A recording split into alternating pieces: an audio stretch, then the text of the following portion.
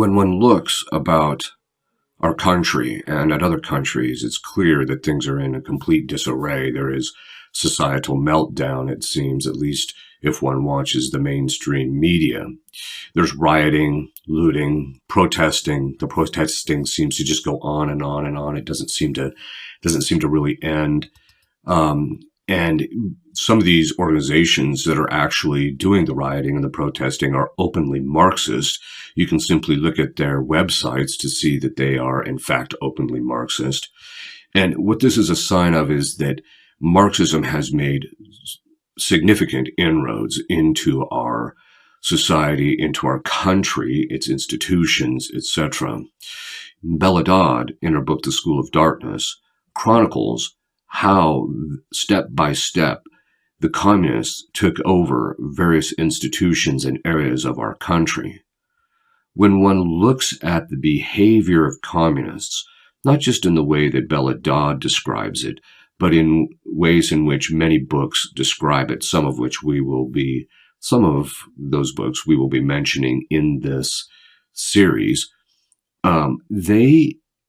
their tactics, when you look at their tactics, it becomes very clear, and their behavior, what they consider acceptable on their part rather than on the side of their opponents, has great similarities to diabolic psychology and tactics. More and more writers are drawing the connection between the diabolic and communism. We see that with the book most recently produced by Tan called The Devil and Karl Marx. There's other books that actually discuss the same thing, noticing that their behavior seems almost diabolic in relationship to how they torture people, the people that have been killed and murdered throughout the last century by the regimes that actually have communism as their primary political structure, etc. And so one of the things that this series is going to do, this is going to be a series on the similarities of the psychology and behavior between communists, Marxists, and demons. In other words, we're going to parse out a little bit first. I'll give a short description of the behavior and attitudes that demons have and how they engage in spiritual warfare in relationship to us, and the similarities that has to the way communists and Marxists behave. Before we go into that, I want to give a short definition of communism, Marxism, and socialism. The website Wikipedia, which I do not consider a very reliable source, however, for the sake of the discussion, especially in relationship to the public who considers it a reliable source, if you look under the entry Marxism, it defines Marxism as a method of socio-economic analysis that uses a materialist interpretation of historical development, better known as historical materialism, to understand class relations and social conflict, as well as a dialectical perspective to view social transformation. In other words, it uses class conflict within the context of an economic viewpoint in order to transform society or to transform a culture or a nation. In relation to communism, if you look in the old Catholic encyclopedia under communism, it makes the following statement. In its more general signification, communism refers to any social system in which all property, or at least all productive property, is owned by the group or community instead of by individuals. Thus understood, it compromises communistic anarchism, socialism, and communism in the strict sense. Communistic anarchism, as distinguished from the philosophical variety, would abolish not only private property, but political government. Socialism means the collective ownership and management not of all property, but only of the material agencies of production. Communism in the strict sense demands that both production goods, such as land, railways, and factories, and consumption goods, such as dwellings, furniture, food, and clothing, should be the property of the whole community. Communism in the strict sense is also distinguished from socialism by the fact that it usually connotes a greater degree of common life. In the words of Reverend W.D.P. Bliss, quote, socialism puts its emphasis on common production and distribution, communism on life in common. Another source that is very good on communism is the Dictionnaire Théologique, which is in French, but if you can read French, I would recommend that you take a look at that because it has a great deal of solid information regarding communism. As we will see later, from these definitions, socialism and communism only vary in minor degrees, that in point in fact, socialism is a stepping stone to communism, which is what Marx and other people actually said. The Church has more than once condemned communism and refuted its errors. It's not going to be the place of these videos to do that. I'm not going to go into a philosophical analysis of communism. One can simply read the documents of Leo XIII and the subsequent popes on communism. So people can review the modern popes and their documents on it. Any cursory search on the internet will provide these references.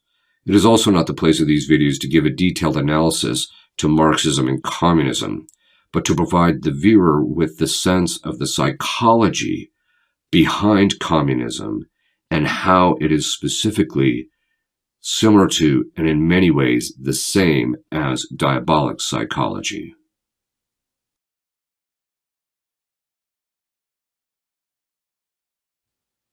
There are ways in which diabolic psychology is similar to the psychology of communism, and these can be broken down into 4 categories. The first is epistemological. The second is relations to adversaries, that is, how do they relate to their opponents?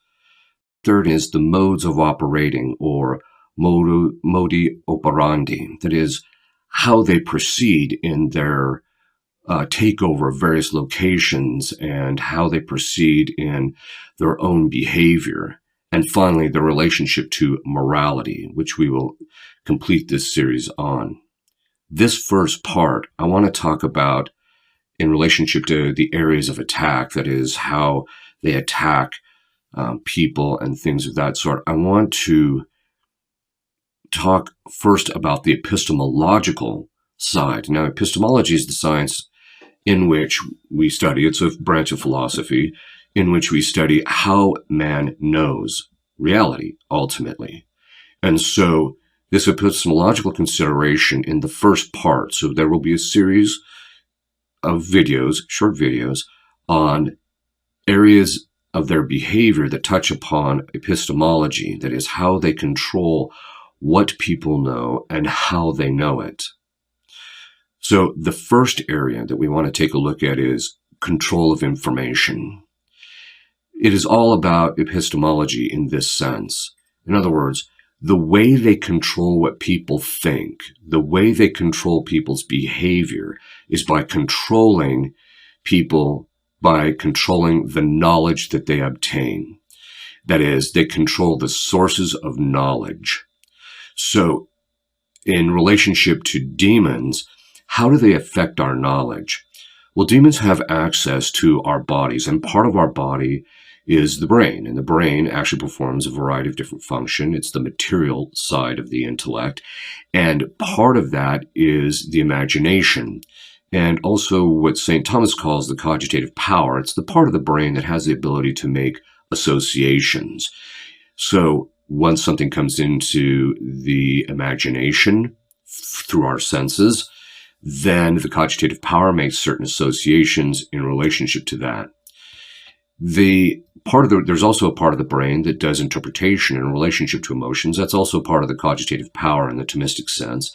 And then we have an emotional response. But because the emotions are the physical, that is, the soul acting through the body has its emotions, then in that particular motion, because it's physical, demons can actually influence it. They can increase it, they can block it, they can actually cause emotions without the person having anything even in their imagination. In certain cases, you see that with people who are possessed.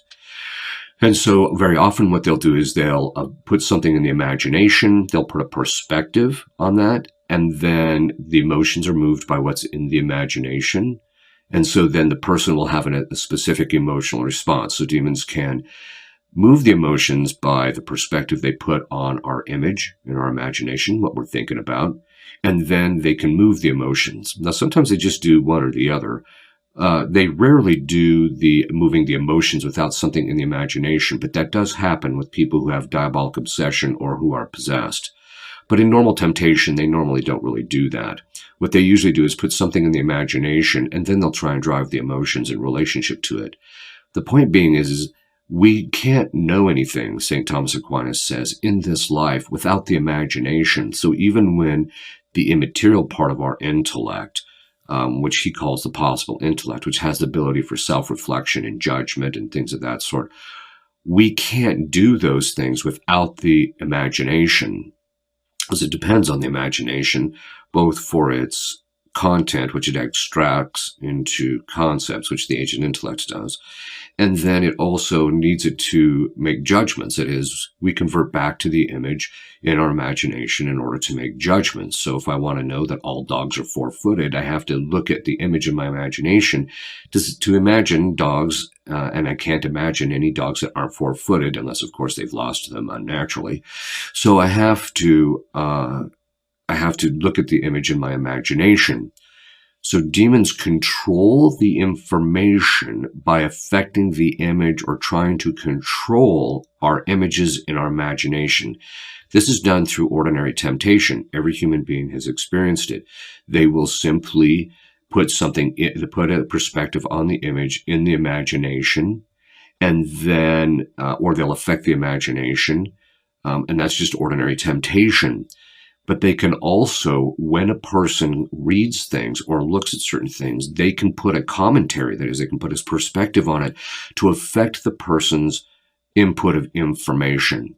In more extreme cases of obsession, possession, and oppression, they will actually block the person from coming to knowledge about the truth.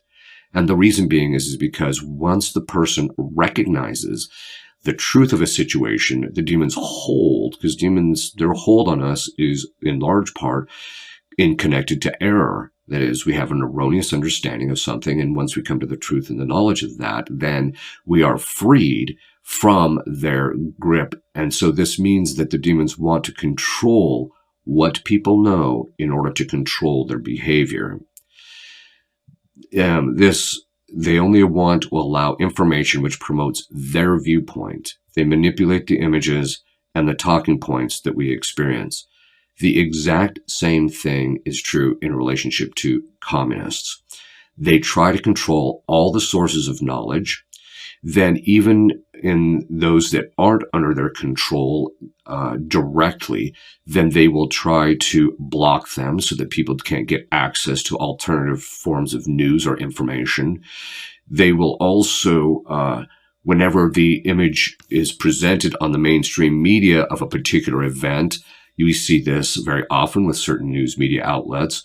They will show pictures of the rioting. They will literally show in the background buildings burning, but then they'll say it's largely a peaceful protest. So there's this constant manipulation of the perspective or the image in relationship to it.